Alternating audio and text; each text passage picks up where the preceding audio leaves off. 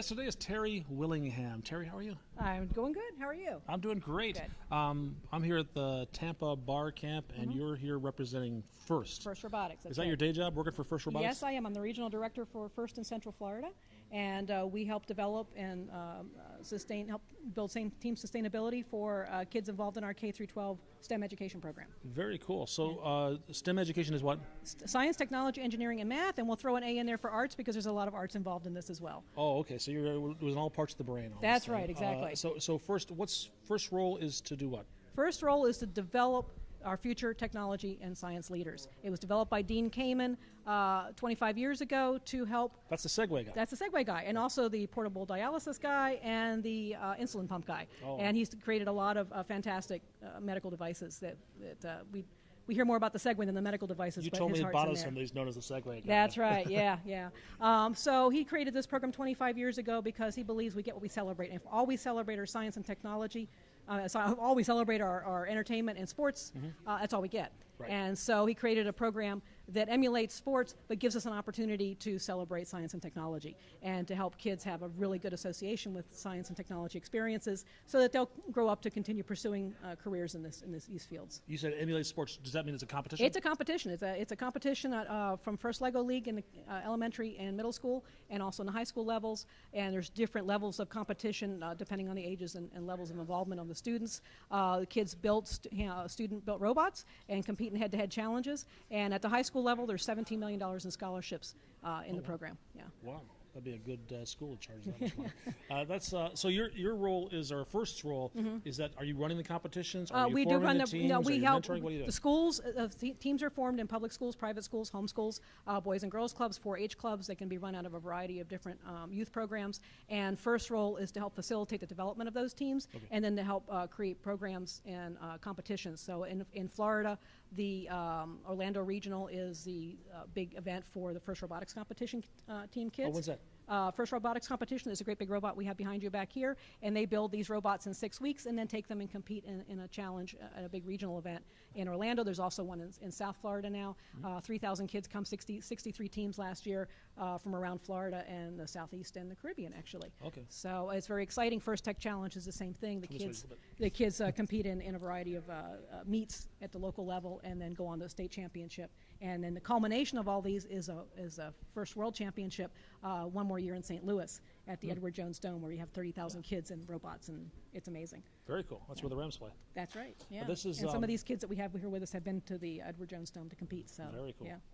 So you're teaching science and technology mainly through building of robots. Well, they don't know we're teaching science and technology. They're building robots and playing with them. That's okay. They don't watch this show. I asked them. They've never heard of it before. But that's how you're getting right. your message And so out, it's a way to thing. Right. You're doing it's applied science and technology and engineering and math and arts because you're programming. So you have a really good robot that runs really well and autonomous. You're making a solid engineering design so that when you go to compete, your robot holds together. You know, and can take repeated matches. The students create an engineering notebook that they enter into competition that they're judged on, as well as the robot design itself and the effectiveness of the robot on the field. And they're also judged on their teamwork and their outreach, like being here at this event today. How many kids involved in this program? 300,000 internationally, 10,000 here in Florida. That's a lot for you to be responsible for. So I'm you only must have some help. responsible for the ones in Florida. Actually, the program is 90% volunteer run. Okay. And most states have 1 or 2 paid employees, and the rest is all volunteers. It's an amazing program. The coaches are volunteering, the mentors, it works because it's an important program. It's a lot of fun. We all believe in it, and we've seen the results of it. Very cool. Can I see some of these kids and some of these robots? You sure can. The first thing I want to talk about are these robots. There's 3 robots up here. Who built these? All right. Well, let's see. We've got Middleton. Both of these are Middleton? No. Middleton, and this is, okay, and here we've got Dixie Hollins, and we have First Tech Challenge Team Duct Tape, which is a community team, and these are 2 high school teams. Okay, and the kids from these teams are up here on stage with you? Yes, they are. We have. I'll let you guys introduce yourself because I don't know all your names. Yes, please. I'm Adriana. I'm from Dixie M. Hollins High School in St. Petersburg, Florida. I'm part of FRC, and our competition last year was Ultimate Ascent, and we built this robot as a rookie team last year. I'm Mark Duty. I'm on the Middleton Robotics team, specifically Maelstrom. We built that robot right there, the one in the middle. and we went to Worlds last year. Hello, my name is Victor Abrego, and also part of Maelstrom, from the engineering magnet specifically. Hi, I'm Hannah Schoner. I'm from Team 3846 Maelstrom, a high school team. Hi, I'm from Team Duct Tape, 2845. My name's Jacob Cannon, and it's a high school-based team, a community high school team. And then my name's Levy, and I'm part of Team 3846 Maelstrom, again, a high school team.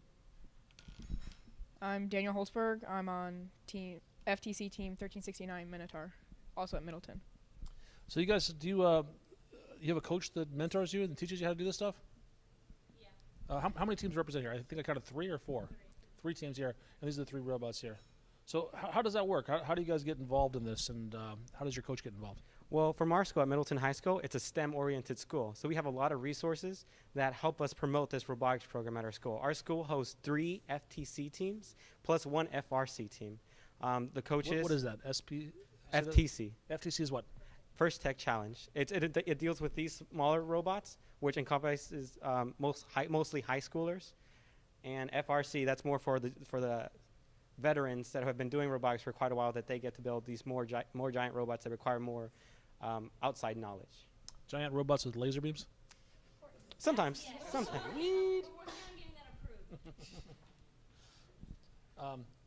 Were you guys involved in science before this team, or is this what got you excited about science?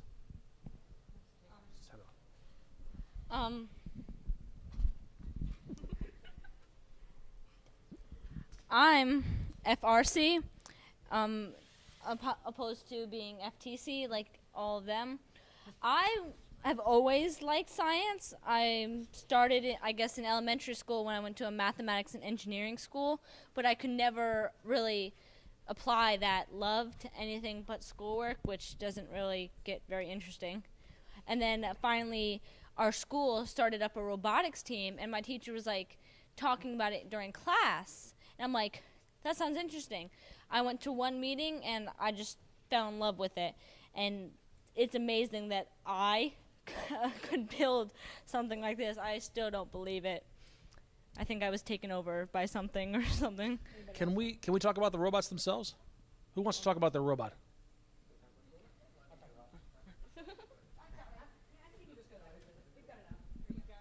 Okay, we got enough. All right, I'm going to focus on the robot here.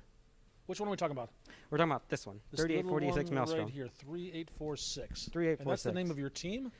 3846 is the number of our team, and Maelstrom is the nickname for that team. Where does that name come from? Maelstrom? Well, we like to keep a tradition at our school of keeping them sort of Greek-oriented. We have Minotaur, we have Maelstrom, and then we have one that's our sister team, Masquerade. Okay. So we like to keep them all starting with M. And 3846 is just a random number assigned to you, is that right? Mm-hmm. Okay. A team number once pre-registered. But All right. anyways, to talk about this robot in particular, the base of this robot was from our last year's model. Every year the game changes. So every year it's a new different game, a new different designs that we have to incorporate in order to manipulate the game objects. What you see attached, this arm that moves around, is actually part of the new game for this year, which involves doing a pull-up that we can demonstrate here.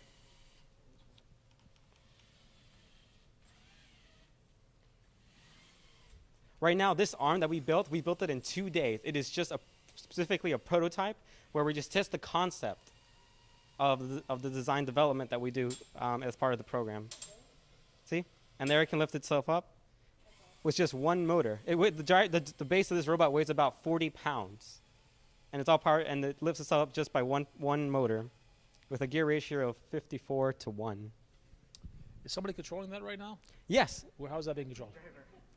It's by an Xbox controller, is that what that is? It's more of a gaming controller, a generic gaming controller Okay.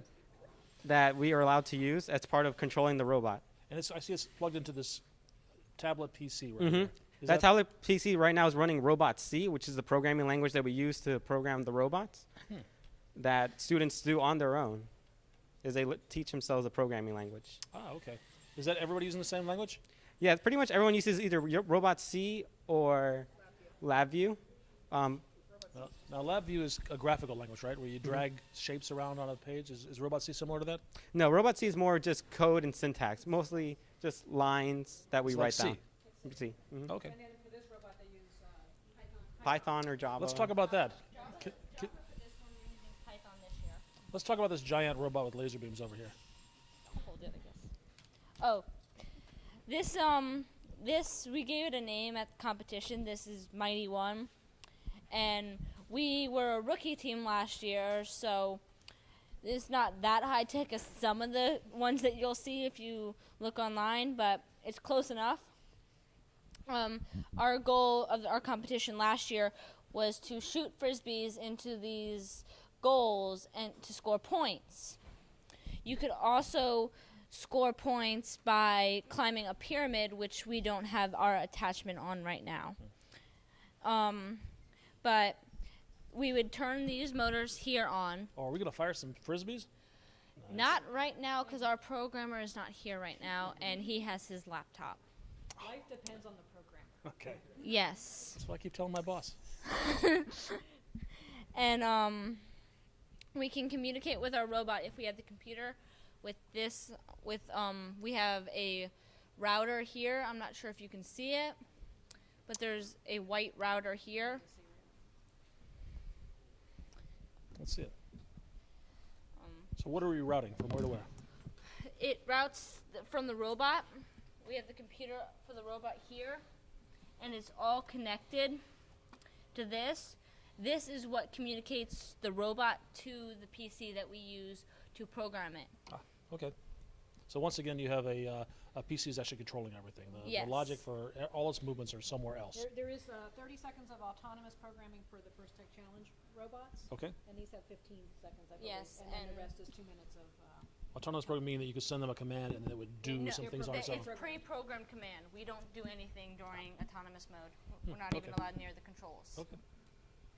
Very cool. And how about this one right over here? Jake, you want to take that one? Here you go. This is last year's FTC robot for Team Duct Tape. It is You last have the year's. coolest team name here, by the way. Yeah. I have no clue where it came from, so. Last year's challenge was Ring It Up. It was taking multicolored rings and hanging them on a sort of tic-tac-toe board, and the higher you scored on the tic-tac-toe board, the more points you got. And if you made lines with the rings, it was even more points. Very cool. And this is are these programmed with Robot C? Yes, sir. All right. You learned that as part of this competition, or is this a skill you had coming in? I learned this. This is my first year in Robot C, or in FTC, so I've basically only known Robot C for about 3 weeks. So She helped give a session on it this afternoon. You gave a session here at the Bart Camp? yes, sir. Very cool. I'm sorry I missed that. What do you guys say was the toughest part of this competition, or of building these robots? I would say that the toughest part would be finding the best strategy to get the most points most efficiently. We've gone through multiple changes on our robot that we've learned from our mistakes. We used old years, past robots, certain drivetrains, certain claws. In the beginning of this, or last year's robot year, we had developed the Butterfly, which used to be the nickname of our robot. It was when we had 2 printed claws that were basically in butterfly formation, thus the butterfly. And those would go grab one ring, lift up, and grab another. And then it would go straight to the racks itself for the rings, and then place it on one, and then the middle one, the top and the middle. You could also do the bottom, but the more points are on the higher ones. We've had a lot of problems with 3D printed claws, so we started going back to a bucket system, which we decided to use that would hold 4 or 2?